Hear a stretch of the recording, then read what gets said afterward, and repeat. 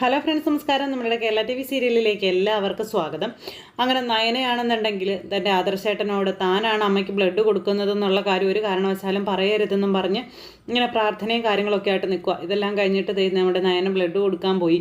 അത് കഴിഞ്ഞിട്ട് ബ്ലഡ് കൊടുത്തിട്ട് വന്ന് നയനയ്ക്ക് വേണ്ടുന്ന ഭക്ഷണവും കാര്യങ്ങളൊക്കെ ആദർശനോട് വാങ്ങിച്ചു കൊടുക്കാൻ ഡോക്ടർ പറഞ്ഞു. പക്ഷെ നയന ഒന്നും കഴിച്ചില്ല. ഇതെല്ലാം കഴിഞ്ഞപ്പോഴാണ് നമ്മുടെ അനാമികയുടെ അച്ഛൻ ഇടിച്ചൂത്തി കയറി വരുന്നതും നയന കുറ്റക്കാരിയാണെന്നുള്ള രീതിയിൽ സംസാരിക്കുന്നത്. ഇതൊക്കെ കാണുകയും കേൾക്കുകയും കൂടെ ചെയ്തു കഴിഞ്ഞപ്പോഴത്തേക്കും അവർക്ക് രണ്ടുപേർക്കും അടിമുടി വിറച്ച് വരിക. ഈ സമയത്ത് ആദർശാണെങ്കിൽ ഇത്തവണ കാൽനടയാത്രയായി മല ചവിട്ടുന്നതിനെക്കുറിച്ചുള്ള കാര്യങ്ങളൊക്കെ നയനയോട് പറയുകയും ചെയ്തു. ഇതൊക്കെ കേട്ട് നയനയാണെങ്കിലും ആകെ വിഷമിച്ചിങ്ങനെ നിൽക്കുക കേട്ടോ. എന്തായാലും നമ്മുടെ നയനയുടെ പ്രാർത്ഥന മുഴുവനും അമ്മയ്ക്ക് പെട്ടെന്ന് സുഖാവണേ എന്നുള്ളതാണ്. അത് ആദർശനോട് പറയുകയും ചെയ്തു. ഇവർ രണ്ടുപേരും കൂടി എന്നിട്ട് സംസാരിച്ച് ഇങ്ങനെ അവിടെ ഇരിക്കുമ്പോഴാണ് നമ്മുടെ ജയൻ അങ്ങോട്ടേക്ക് വരുന്നത്. ജയൻ വന്നു കഴിയുമ്പോൾ പറഞ്ഞു, ഇത്രയും നേരമായില്ലേ നിങ്ങളിവിടെ ഇരിക്കുന്നത്, തന്നെയല്ല മോൾക്ക് നല്ല ക്ഷീണവും തളർച്ചയും ഒക്കെ ഉണ്ട്. അതുകൊണ്ട് നീ ഒരു കാര്യം ചെയ്യാദർശേ, മോളെയും കൊണ്ട് വീട്ടിലോട്ട് പോയിക്കോളാൻ പറഞ്ഞു. അത് പിന്നെ അച്ഛൻ പിന്നെ ഇവിടെ തനിച്ചല്ലേ ഉള്ളൂ എന്ന് ചോദിച്ചു അന്നേരം ആദർശ്. അപ്പം നയന പറഞ്ഞു, എനിക്ക് കുഴപ്പമൊന്നുമില്ല അച്ഛാ, വീട്ടിലേക്ക് പോകണമെന്നൊന്നുമില്ല, ഞാനിവിടെ നിന്നോളാം എന്ന് പറഞ്ഞപ്പോൾ വേണ്ട മോളിനി ഇവിടെ നിൽക്കണ്ട, ഏതായാലും മോളുടെ മുഖം കണ്ടാൽ അറിയാം നല്ല ക്ഷീണവും തളർച്ചയും ഉണ്ടെന്ന്. ഇനിയും മോൾ ഇവിടെ നിന്ന് കഴിഞ്ഞിട്ടുണ്ടെങ്കിൽ ആകെ തളർന്ന് വീണ് പോകും. അതുകൊണ്ട് മോൾ ഇവിടെ നിൽക്കേണ്ട, മോൾ പോയിക്കോളാൻ പറഞ്ഞു. അപ്പോൾ നമ്മുടെ നയനെ ഇങ്ങനെ വിഷമിച്ച് ഇങ്ങനെ ആകെ അവശതയായിട്ട് നിൽക്കുമ്പോൾ ആദർശന് മനസ്സിലായി നയനയ്ക്ക് തീരെ വയ്യെന്ന്. നയന ഇങ്ങനെ നിൽക്കുന്ന കണ്ടപ്പോൾ ആദർശം പറഞ്ഞു, നമുക്ക് വീട്ടിലോട്ട് പോകാം, പോയിട്ടൊന്ന് റെസ്റ്റ് എടുത്തിട്ട് വരാം, അത് കഴിഞ്ഞിട്ട് വന്നാൽ മതി, പോകാമെന്ന് പറഞ്ഞു. അങ്ങനെ ശരി ആയിക്കോട്ടെ എന്നാൽ പിന്നെ പോകാമെന്നും പറഞ്ഞുകൊണ്ട് ഇവർ രണ്ടുപേരോട് വീട്ടിലോട്ട് പോവുക. ഈ സമയത്ത് ആദർശാണെങ്കിൽ നയനയെ ഇങ്ങനെ കൂട്ടിക്കൊണ്ട് പോകുമ്പോഴേക്കും അച്ഛൻ പറഞ്ഞു, മോളെ നല്ലതുപോലെ നോക്കിക്കോളണം കേട്ടോ എന്ന്. അങ്ങനെ അവർ രണ്ടുപേരും കൂടെ വീട്ടിലേക്ക് പോയി. ഈ സമയത്ത് ആദർശം നയനയും പോകുന്നത് ഇങ്ങനെ കണ്ണെടുക്കാതെ നോക്കിയിരുന്ന് നമ്മുടെ ജയൻ ഇങ്ങനെ മനസ്സുകൊണ്ട് ചിന്തിക്കുകയാണ് തൻ്റെ ഭാര്യയ്ക്ക് പറ്റിയ ഒരു അബദ്ധത്തെപ്പറ്റി, അല്ലെങ്കിൽ നമ്മുടെ നയനയെ തിരിച്ചറിയാൻ കഴിയാത്ത ബുദ്ധിമാന്യം സംഭവിച്ചു പോയൊരവസ്ഥയെപ്പറ്റി. ഇനി ദേവയാൻ ഇതൊക്കെ എന്ന് തിരിച്ചറിയും എന്നുള്ളൊരിതിൽ നമ്മുടെ ജയൻ ഇങ്ങനെ അവിടെ ഇരിക്കുക. ഇത് കഴിഞ്ഞ് പിന്നെ കാണിക്കുന്നതെന്ന് പറഞ്ഞിട്ടുണ്ടെങ്കിൽ നമ്മുടെ നവ്യ നമ്മുടെ അഭിയായിട്ട് സംസാരിക്കുക. അപ്പോൾ അഭിയായിട്ട് സംസാരിക്കുമ്പോൾ അഭിയാണെങ്കിൽ ഇന്നലെ വരെ ഉണ്ടായിരുന്ന സ്നേഹനിധിയായ ഭർത്താവല്ല, നവ്യയോട് മിണ്ടാൻ പോലും, നവ്യ സംസാരിക്കുന്നത് കേൾക്കുമ്പോൾ പോലും ദേഷ്യം വരുന്ന ഭർത്താവായി വീണ്ടും മാറിക്കഴിഞ്ഞു.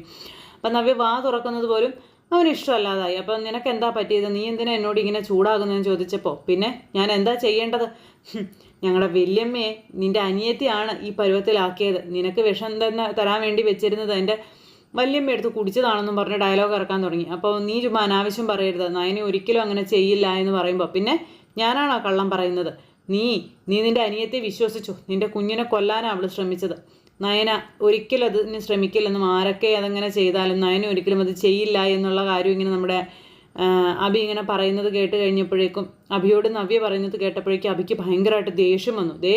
ഒരു കാര്യം ഞാൻ പറഞ്ഞേക്കാം, അവളെ ന്യായീകരിച്ച് എൻ്റെ മുന്നിൽ നിന്ന് നീ സംസാരിക്കരുത്, അങ്ങനെ സംസാരിച്ച് നിൻ്റെ വയറ്റിൽ കിടക്കുന്ന കുഞ്ഞിനെ പോലും മറന്ന് ഞാൻ എന്തെങ്കിലും ചെയ്തു പോകുമെന്നും പറഞ്ഞുകൊണ്ട് ഇങ്ങനെ പറയാം.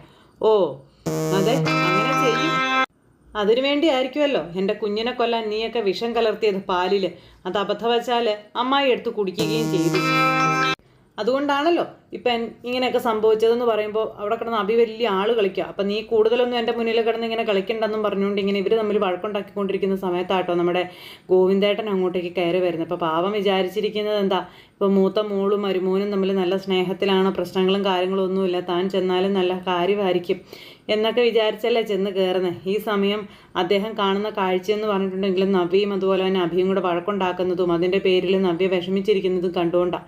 ഇത് കണ്ടപ്പോഴേക്കും അദ്ദേഹത്തിന് നെഞ്ച് തകർന്നു പോയി. അതുപോലെ അച്ഛൻ ഈ കാഴ്ച കണ്ടല്ലോ എന്നോർത്ത് നമ്മുടെ നവ്യയും ആകെ തകർന്നു പോയിട്ടാണ്.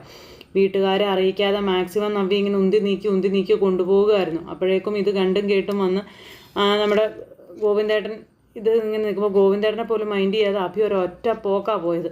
അപ്പോൾ എന്തു പറ്റി മോളെ, അഭിക്ക് എന്താ പറ്റിയത് എന്ന് ചോദിച്ചു. അത് പിന്നെ അപ്പോൾ അഭി നിന്നോട് കാണിച്ചതൊക്കെ അഭിനയമായിരുന്നല്ലേ, അവൻ ഒട്ടും മാറിയിട്ടില്ലല്ലേ, അവൻ നിന്നെ സ്നേഹിച്ച് തുടങ്ങിയിട്ടില്ലല്ലേ എന്ന് ചോദിച്ചു കേട്ടോ അച്ഛൻ മോളോട്.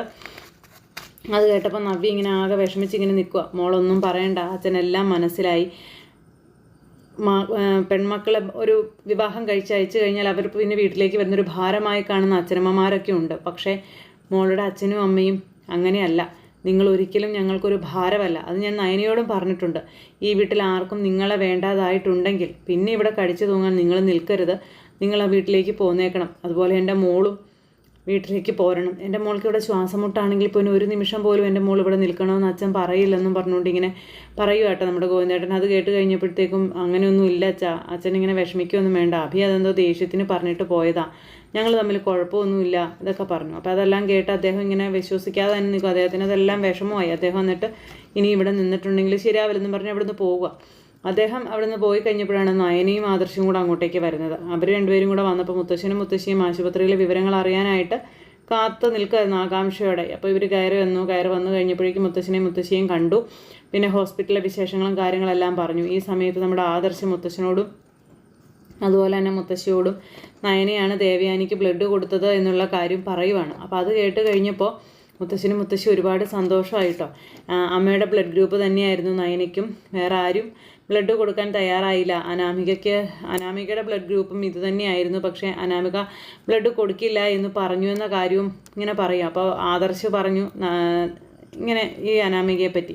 അപ്പോൾ അത് കേട്ട് കഴിഞ്ഞപ്പോൾ മുത്തശ്ശൻ പറഞ്ഞു, ഒരിക്കലും അനാമിക എന്ന് പറയുന്ന ആൾ ദേവയാനിക്ക് ബ്ലഡ് കൊടുക്കില്ല എന്നുള്ള കാര്യം എനിക്ക് നന്നായിട്ട് തന്നെ അറിയാം.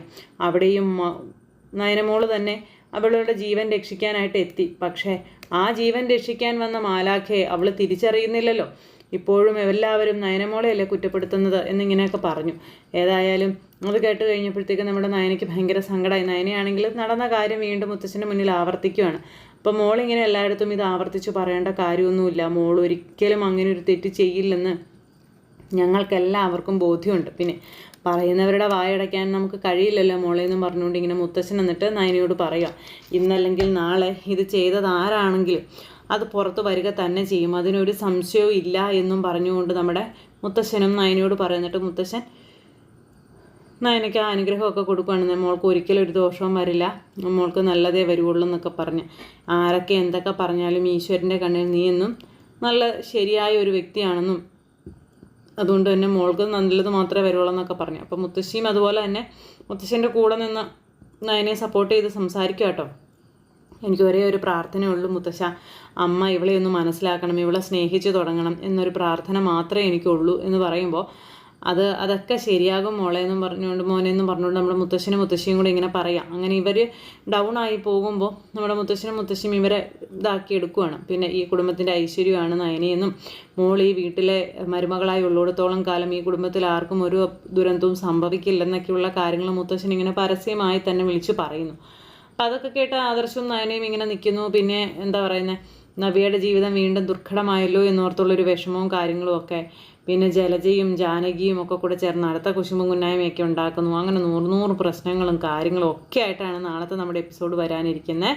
അപ്പോൾ ആരും മിസ് ചെയ്ത് കളയാതെ എല്ലാവരും കാണണം കേട്ടോ. എല്ലാവർക്കും നല്ലൊരു ദിവസം ആശംസിക്കുകയാണ്. അടുത്ത സൂപ്പർ ഹിറ്റ് കഥയുമായി കാണുന്നത് വരെ എല്ലാവർക്കും ടാറ്റാ.